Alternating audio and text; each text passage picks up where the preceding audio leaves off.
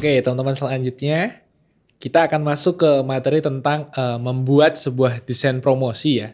Yang kemarin atau video sebelumnya kita sudah membahas bagaimana istilahnya foto produk komersial, dan selanjutnya sekarang kita akan mulai masuk baratnya nih, foto yang kemarin sudah kita dapetin itu gimana sih ngolahnya dibuat desain atau istilahnya membuat promosi dengan hasil yang sudah kita tangkap dalam menjadi sebuah desain yang menarik kayak gitu, teman-teman. Oke ya, kita lanjut lagi ya teman-teman ya di materi selanjutnya. Oke, kita bicara tentang desain sosial media, teman-teman. Nah, di sini tuh banyak banget konteksnya sosial media. Kalau teman-teman tahu ada Facebook, ada Instagram, ada TikTok, ada Thread, terus apalagi ya, dan sebagainya gitu ya teman-teman ya. Karena banyak banget gitu kan. Kita pakai yang istilahnya sering kita pakai aja dulu. Facebook, YouTube, Instagram, TikTok ya misalnya. Ini kan apa ya, dasar ya istilahnya yang dimana mereka membutuhkan visual nih teman-teman nih. Jadi ketika kita bicara sosial media, kita akan bicara tentang wajah di dunia maya kita. Artinya apa teman-teman? Kalau misalnya kita udah nggak punya toko di tampak fisik secara offline, ya minimal sosmed kita atur. Jadi tampilan muka dari atas ke bawah itu secara visual online-nya itu bagus gitu loh. Karena ketika sosmed kita nggak bagus atau dalam arti di sini adalah nggak ada postingan, ya gimana orang mau percaya teman-teman gitu. Jadi bagus itu penting, tapi jangan lupa bahwa fungsi dan bagaimana kebutuhan sosmed ini bisa terpenuhi dan tercapai. Karena baik lagi teman-teman, konteksnya sosial media di sini adalah ya sekarang siapa sih yang nggak pakai sosmed teman-teman? Pasti semuanya pakai dong. Apalagi itu menjadi kebutuhan ya kita untuk mencari informasi. Maka dari itu desain sosial media ini menjadi penting karena ya balik lagi ini menjadi elemen pendukung kita untuk menjadikan wadah kita untuk melakukan promosi ya. Kita lanjut. Nah, selanjutnya teman-teman, kita akan bicara tentang dasar-dasar desain visual. Sama seperti materi sebelumnya, aspek visual ini, kita tidak membahas secara mengakar gitu kan. Misalnya tentang, prinsip desain dan sebagainya itu bisa dipecah dalam dan banyak banget. Tapi coba kita, ajak diskusi teman-teman untuk membahas dari, hal-hal yang sederhana. Hal-hal yang itu menjadi fundamental dasar yang itu bisa dipakai, ya. Kita mulai yang pertama teman-teman, komposisi nih. Kemarin di video tentang fotografi, komposisi juga kepake, di desain juga kepake, ya. Karena komposisi di sini kita akan bicara tentang tata letak atau elemen-elemen yang akan kita susun, ya, agar apa? Tampilannya itu bisa selaras, seimbang, dan sesuai, ya. Jadi nggak cuma abstrak doang nih, tapi bagaimana desain itu bisa ditata yang harmonis gitu. Makanya di sini kalau teman-teman cek komposisi itu elemennya ada 4 nih.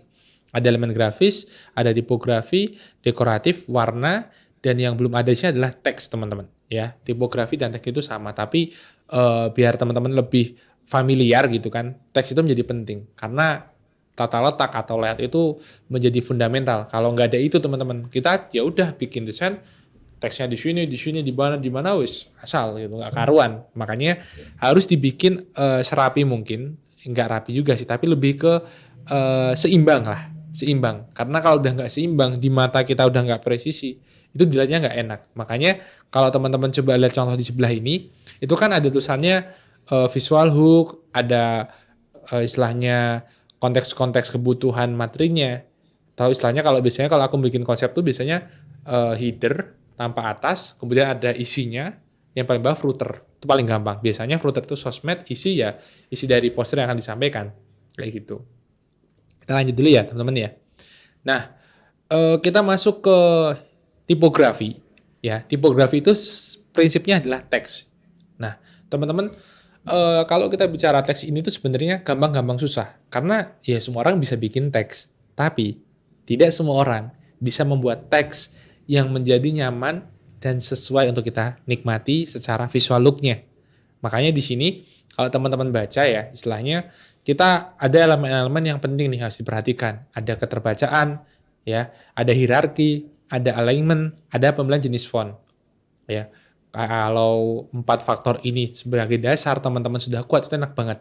Kita mulai bahas satu-satu ya teman-teman ya. Pertama adalah keterbacaan. Paling gampang adalah, yuk jangan sampai fontmu terlalu kecil, ya, terlalu kecil sampai gak kelihatan gitu kan, atau terlalu besar, kesannya sumpuk, ya.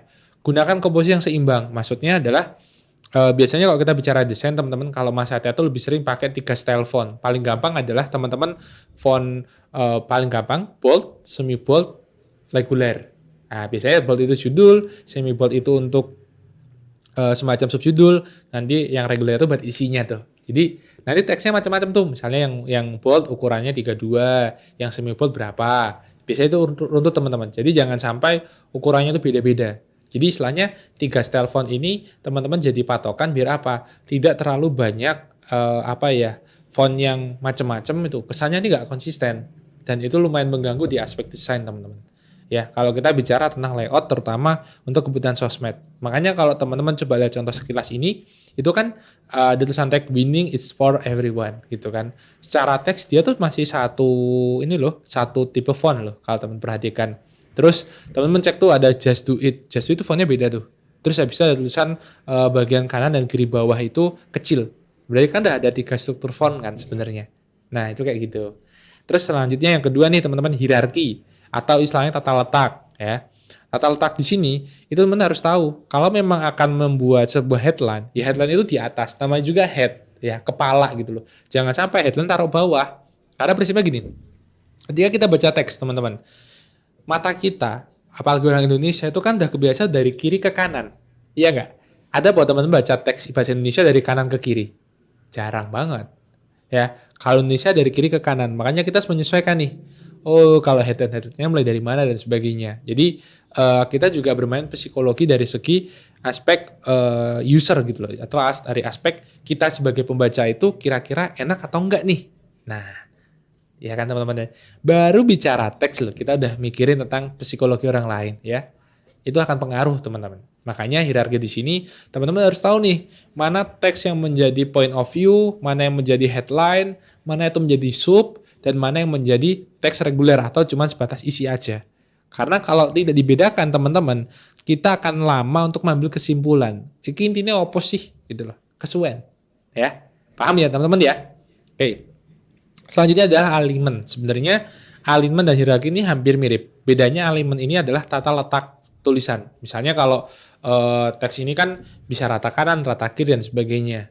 Intinya adalah teman-teman ngatur teks itu kalau misalnya paragraf ya sebisa mungkin teksnya itu kayak ngerjain laporan lah teman-teman. Istilahnya ya rata justify gitu. Tapi nanti ada beberapa part-part yang itu yang di bold mana dan sebagainya. Itu harus teman-teman sesuaikan. Jangan sampai teks itu nggak dibuat rata kiri kanan asal rata kiri gitu. Nanti teksnya tuh kayak nggak rapi. Jadi nggak strukturnya tuh nggak rapi gitu loh. Kesannya ya berantakan kayak gitu. Dan itu nggak enak teman-teman. Nah, teman-teman, kalau kita bicara prinsip desain ya, di luar tipografi ini tuh alignment itu punya pembahasan sendiri. Itu panjang banget teman. Jadi ada yang modelnya tuh kayak misal teks tuh rata kanan kiri, ada yang rata kanan semua, kiri semua, ada yang di tengah semua. Itu ada teorinya teman-teman. Nah, teman-teman coba bisa searching, bisa belajar gitu kan. Paling enggak teman-teman tahu keyword. Jadi prinsip desain itu salah satunya adalah alignment ya. Dan yang keempat adalah pemilihan jenis font.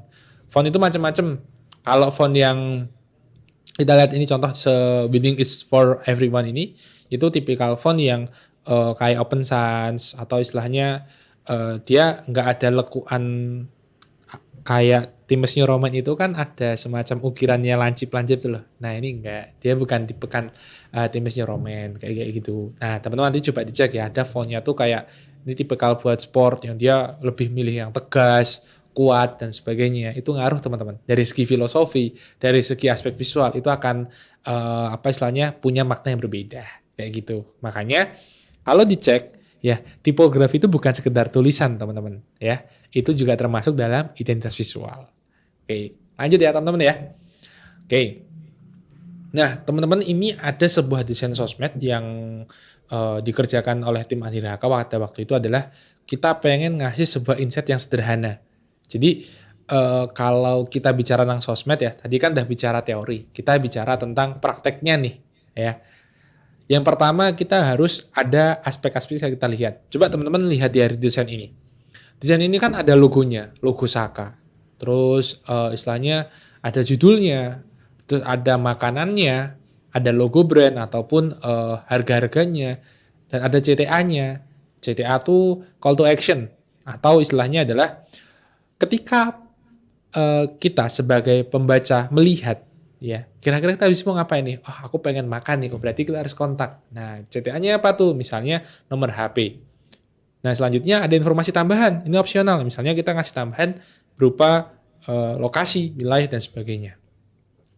Artinya teman-teman, dasar dari ini aja, ini udah kepake di mana-mana. Mau teman-teman pakai dalam aspek produk makanan, mau itu jasa, apapun itu nggak masalah. Karena semuanya kepake gitu loh.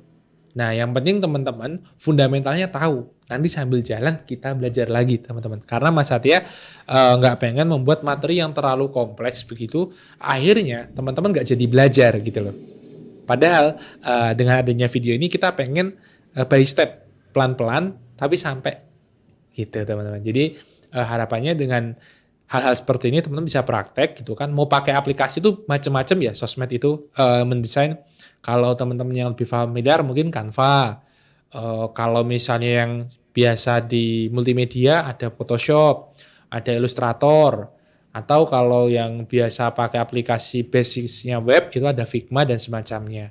Nah, teman-teman bisa pakai aplikasi apapun karena pada prinsipnya adalah itu tools ya. Tapi kalau fundamental dasar ini adalah pedoman atau istilahnya konsep awalnya itu seperti apa. Nah, biar teman-teman kalau misalnya searching dan sebagainya itu lebih gampang untuk dicarinya. Kayak gitu teman-teman. Jadi kuncinya kalau di sini adalah teman-teman harus praktek sambil jalan. Ketika menemukan sesuatu yang baru, mulai tuh teman-teman nyari resource. Oh, ternyata ada teori lagi tuh. Minimal teman-teman hari ini sudah mulai praktek lagi. Kayak gitu. Kita lanjut ya teman-teman ya. Oke, teman-teman, ternyata kita sudah di end slide ya. Setelah ini teman-teman bisa untuk melakukan praktek, coba-coba gitu. Dari hasil foto yang sudah didapat, teman-teman olah untuk itu menjadi kebutuhan desain sosmed, misalnya promosi, paket bundling, dan sebagainya begitu. Next kita akan belajar tentang bagaimana pengambilan video yang menarik ya. Yang menarik dan juga editing. Nah, itu karena satu kompartemen untuk belajar. Jadi untuk video tentang desain ini cukup sekian teman-teman.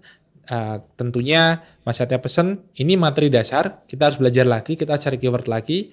Teman-teman yang penting sudah tahu istilah asingnya ya. Stay tune terus, sampai jumpa di episode berikutnya dari Diraka Academy. Siapapun boleh belajar. See you teman-teman semuanya.